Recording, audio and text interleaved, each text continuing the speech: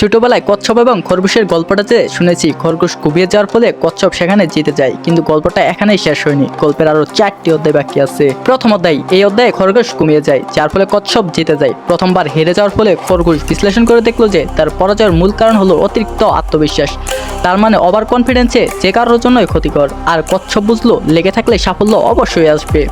দ্বিতীয় অধ্যায়ে হেরে যাওয়ার পর এবার খরগোশ আবারও কচ্ছপকে দৌড় প্রতিযোগিতায় চ্যালেঞ্জ করলো এবং কচ্ছপ রাজি হলো। এবার খরগোশ না ঘুমিয়ে দৌড় শেষ করলো এবং জয়ী হলো। খরগোশ বুঝলো মন দিয়ে নিজের সামর্থ্যের পুরোটা দিয়ে কাজ করলে দ্রুত সফল হওয়া যায়। আর কচ্ছপ বুঝলো ধীর গতিভাবে চলা ভালো, তবে কাজে উপযুক্ত গতি না থাকলে প্রতিযোগিতামূলক পরিবেশে টিকে থাকা কঠিন। তৃতীয় অধ্যায়ে কচ্ছপ আবার খরগোশকে আবারও দৌড় প্রতিযোগিতায় আমন্ত্রণ জানালো। খরগোশ রাজি হয়ে গেলেন। তখন কচ্ছপ বলল, একই রাস্তায় 2বার দৌড়েছি, এবার অন্য রাস্তায় হোক। খরগোশ রাজি হলো। নতুন রাস্তায় দৌড় শুরু হলো। খরগোশ খুব দ্রুত দৌড়ে অনেক দূর এগিয়ে গেল, কিন্তু সামনে একটি নদী ছিল। খরগোশ থেমে গেল, কারণ সে সাঁতার জানতো না।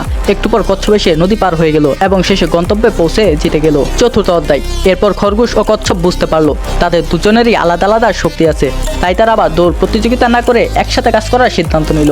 খরগোশ কচ্ছপকে পিঠে নিয়ে দৌড়ে নদীর পাড়ে গেল। তারপর কচ্ছপ খরগোশকে পিঠে নিয়ে নদী পার হলো। এরপর আবার খরগোশ কচ্ছপকে নিয়ে দৌড়ে গন্তব্যে পৌঁছালো, ফলে তারা দুজনেই একসাথে জিতে গেল। এখানে শিক্ষণীয় বিষয়টা হলো অতিরিক্ত আত্মবিশ্বাস একদমই ক্ষতিকর। নিজে সর্বোচ্চ চেষ্টা করলে সফলতা আসে। পরিস্থিতি বুঝে কাজ করা দরকার। একসাথে কাজ করলে সবচেয়ে বড় সাফল্য পাওয়া যায়। এখন তোমার সাবস্ক্রাইব করা কিন্তু খুবই প্রয়োজন।